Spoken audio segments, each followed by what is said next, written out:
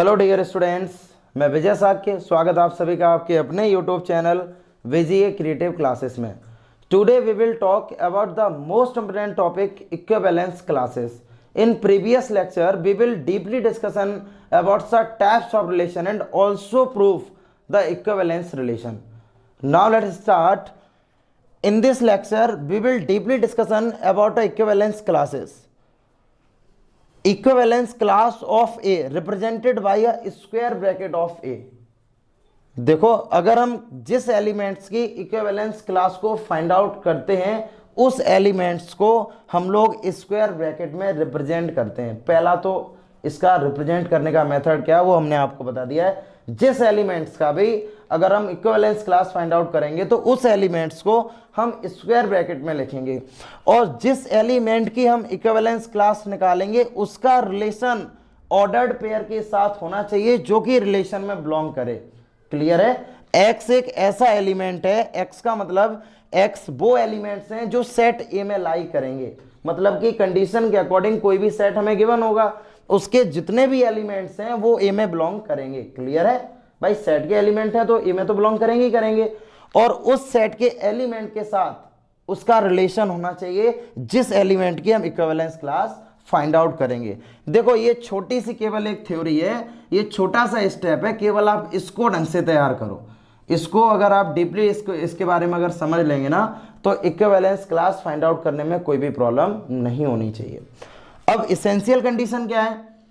Essential condition इसकी ये है, जिस रिलेशन में हम इक्विवेलेंस क्लास को फाइंड आउट करेंगे वो रिलेशन पहले से ही इक्विवेलेंस रिलेशन होना चाहिए। अगर कोई भी रिलेशन इक्विवेलेंस रिलेशन नहीं है तो हम उसमें इक्विवेलेंस क्लास को फाइंड आउट नहीं कर सकते हैं। तो सबसे पहले रिलेशन का इक्विवेलेंस होना बहुत जरूरी है। क्लियर है? और हमने नीचे क्या लिखा है? Corresponding to every elements in set A there is an equivalence class. जितने भी एलिमेंट्स सेट ए में, जैसे मैंने इधर साइड एग्जांपल भी लिखा है, जितने भी एलिमेंट्स सेट ए में प्रेजेंट हैं इन सभी की अपनी अपनी इक्विवेलेंस क्लास होगी। जो इक्विवेलेंस क्लास आपस में आइडेंटिकल भी होगी। मान लो दो की अगर हम बात करें तो दो इक्विवेलेंस क्लासेस आपस में सेम भी होंगी और डिफरेंट भी होंगी। ठीक है ना? तो देखो, इसके सॉल्यूशन के एक बार हम समझें एग्जांपल को तो उससे अच्छा और आसानी से आप समझ पाएंगे। तो देखो, यहां से इन्होंने पहले ये चीज बता दी है कि रिलेशन हमारा इक्विवेलेंस है। कुछ स्टूडेंट के दिमाग में चल रहा होगा सर इक्विवेलेंस रिलेशन कैसे है। तो अब हम पहले पुरानी मेमोरी को थोड़ा सा तरोताजा करें। हमने कैसे रिफ्लेक्सिव, सिमेट्रिक और ट्रांजिटिव को प्रूफ करना सीखा था। हम बात करेंगे रिफ्लेक्सिव की। तो भाई रिफ्लेक्सिव देखो, तो रिफ्लेक्सिव का मतलब क्या होता है? डबलेट्स प्रेजेंट होने चाहिए। तो देखो 1 1 2 2 1 1 2 2 3 3 इनके सभी के डबलेट्स हैं। यानी कि for every elements of A present a doublets on relation. Every element set ए में जितने भी एलिमेंट्स हैं ना उनके रिलेशन, उनका डबलेट्स इस रिलेशन में प्रेजेंट होना चाहिए। अगर है प्रेजेंट तो वो रिफ्लेक्सिव है, बट 1 1 2 2 3 3 प्रेजेंट है तो ये रिलेशन हमारा रिफ्लेक्सिव रिलेशन हो गया। क्लियर है? अब हम बात करेंगे सिमेट्रिक की। तो सिमेट्रिक का मतलब है ए कॉमा बी अगर रिलेशन में बिलोंग करेगा तो बी कॉमा ए भी रिलेशन में बिलोंग करना चाहिए। तो भाई देखो 1 2 और 2 1 लाई कर रहा ना, तो इसका मतलब ये रिलेशन हमारा सिमेट्रिक रिलेशन भी है। अब हम बात करेंगे ट्रांजिटिव रिलेशन। तो ट्रांजिटिव रिलेशन क्या होता है वो पहले आप समझिएगा। ट्रांजिटिव रिलेशन ये होता है कि अगर ए कॉमा बी रिलेशन में लाई कर रहा है और बी कॉमा सी भी रिलेशन में लाई कर रहा है तो ए कॉमा सी रिलेशन में लाई करना चाहिए। अगर ये नहीं लाई करेगा ना तो रिलेशन हमारा ट्रांजिटिव रिलेशन नहीं होगा। यानी कि ये लाई करना चाहिए, ये कंडीशन मस्ट है। तो भाई देख लीजिए एक बार 1 2 2 1। अब 1 1 होना चाहिए तो 1 1 लाई कर रहा है तो ये रिलेशन हमारा ट्रांजिटिव है। और अगर ये रिलेशन ट्रांजिटिव है तो ओवरऑल रिलेशन हम लोग बोलते हैं इक्विवेलेंस रिलेशन। यहां तक हम लोगों ने इससे पिछले लेक्चर में डीपली पढ़ा था। अच्छा, अब हम बात करें इक्विवेलेंस क्लास की। जैसे हमने यहां पर बोला है 1, तो आप सॉल्यूशन कैसे करेंगे इसका? सॉल्यूशन पर आप ध्यान दें। यानी कि इक्विवेलेंस क्लास ऑफ ए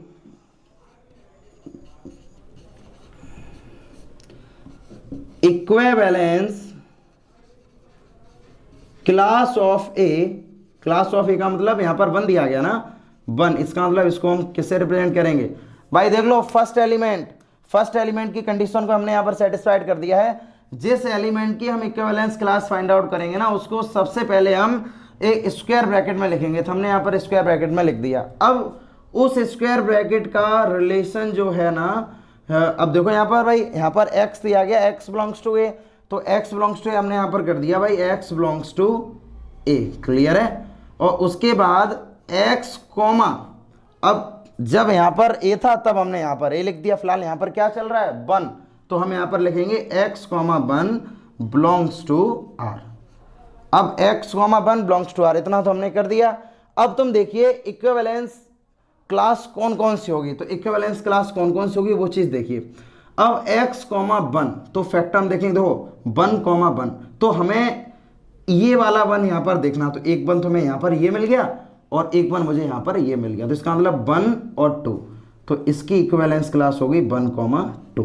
ये इक्विवेलेंस क्लास किसकी हो गई है 1 की, देख लो भाई 1 कॉमा 2, एक बार 1 इधर प्रेजेंट है और एक बार 1 यहाँ पर प्रेजेंट है।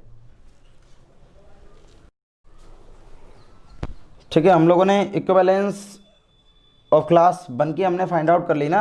अब 1 की इक्विवेलेंस क्लास फाइंड आउट की है, तो 1 को हम लोगों ने रिप्रेजेंट किया स्क्वायर ब्रैकेट, अब तो इसकी 1 आ गई। अब इसके इसी के साथ साथ बोला गया इक्विवेलेंस क्लास ऑफ 2, तो देखो यहाँ से इक्विवेलेंस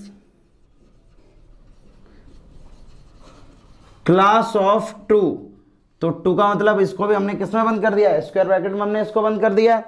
अब इसको जब हमने स्क्वायर ब्रैकेट में बंद किया, तो कॉन्सेप्ट के अकॉर्डिंग जो यहाँ पर एलिमेंट्स है x बिलोंग्स टू a, और यहाँ पर हो जाएगा x comma 2 belongs to r, x comma 2 belongs to r। अब आप देखिएगा कि अब हमारा सेकंड जो एलिमेंट है ना वो 2 होना चाहिए, तो ऑर्डर्ड पेयर में आ जाइए, तो पहला तो सेकंड एलिमेंट 2 यहाँ पर हो गया, क्लियर है। उसके बाद यहाँ पर हो गया, और कहीं तो 2 नहीं चल रहा ना, तो इसका मतलब 2 के आगे यहाँ पर भी 2 चल रहा है और यहाँ पर चल रहा है 1, तो इसकी इक्विवेलेंस क्लासेस होगी 2 कॉमा 1।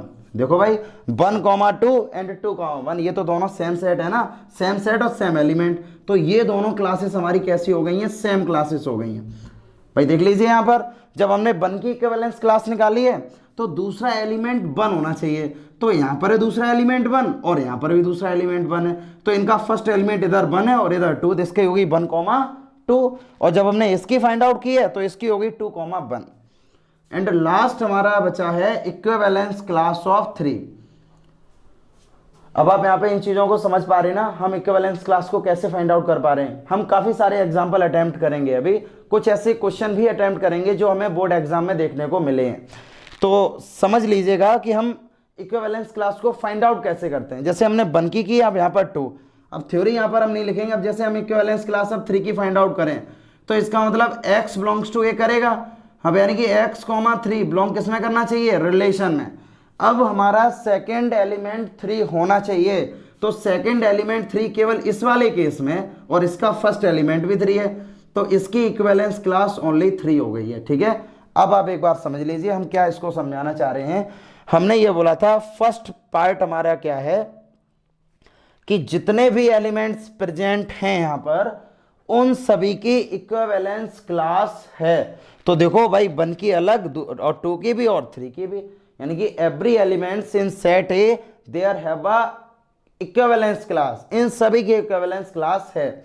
उसके बाद क्या बोला गया, any 2 equivalence classes are either identical और डिसजॉइंट, मतलब कि 2 इक्विवेलेंस क्लासेस या सेम भी हो सकती हैं और अलग अलग भी हो सकती हैं। जैसे भाई देखो 1 की और 2 की, ये तो दोनों सेम क्लासेस हो गई ना, हमने यहाँ पर सेम लिख भी दिया है भाई, 1 2 और 2 और 1 ये तो सेम सेट है, तो ये इक्विवेलेंस क्लासेस हमारी आइडेंटिकल इक्विवेलेंस क्लासेस हो गई हैं। बल्कि ये वाली जो इक्विवेलेंस क्लास है ना, ये तो इन दोनों से डिसजॉइंट है भाई, बिल्कुल भी मैच नहीं कर रही है।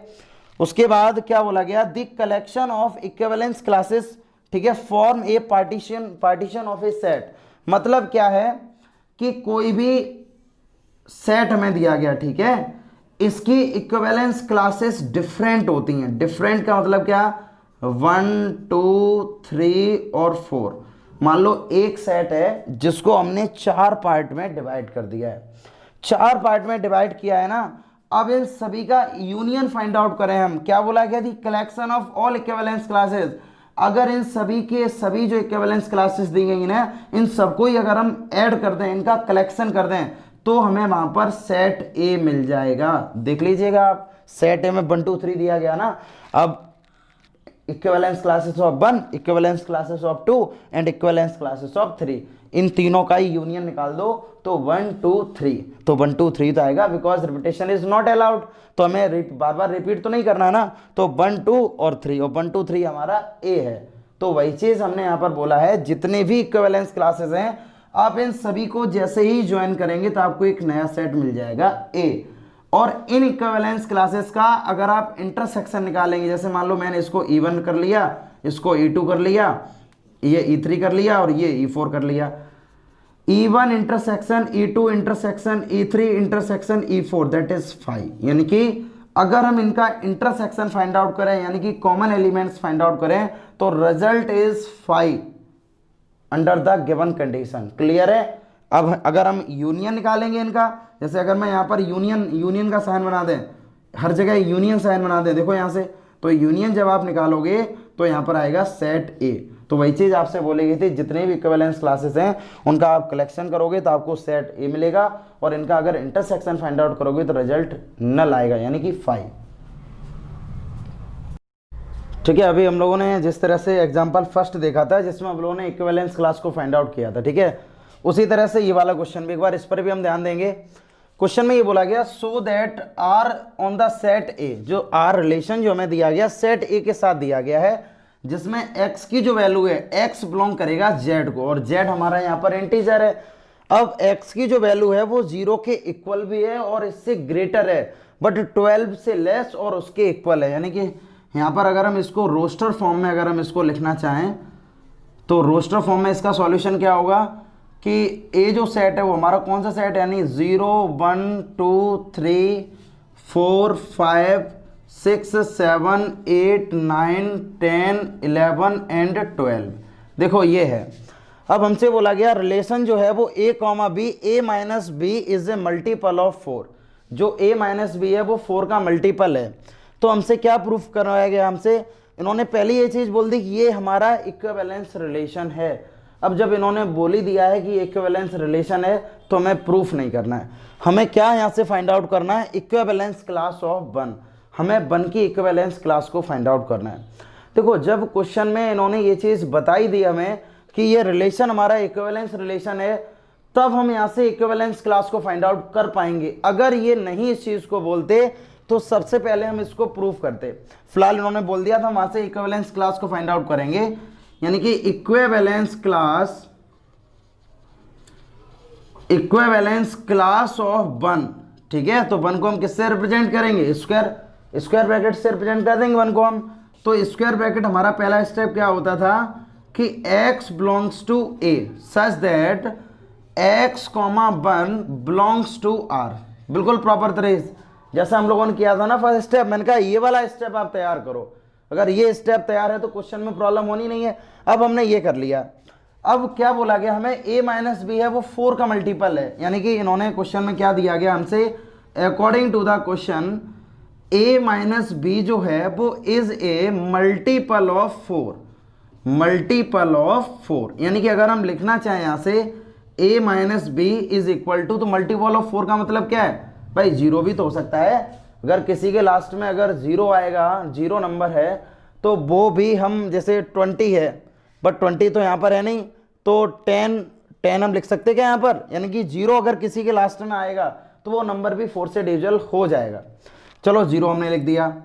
उसके बाद देखो यहाँ से 0 के बाद 4, क्लियर है, 4 के बाद 8 के बाद हमारा 12, ये नंबर है हमारे पास, 0 4 8 12, इतने नंबर है।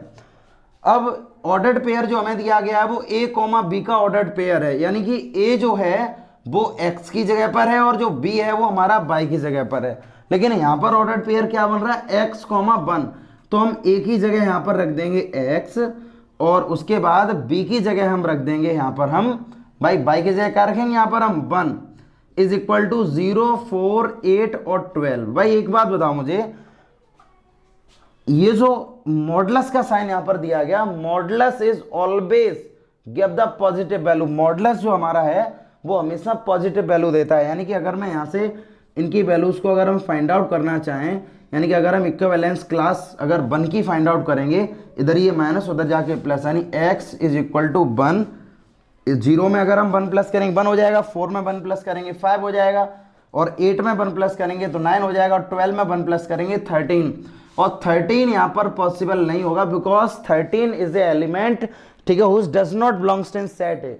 जो 13 यहाँ पर है एक ऐसा एलिमेंट है जो सेट ए में बिलोंग करेगा नहीं, तो इसका मतलब 159 is the equivalence class of 1। अब चाहे आपसे 2 की बोली जाती, चाहे 3 की बोली जाती, हम करते बिल्कुल इसी मेथड से। क्लियर है?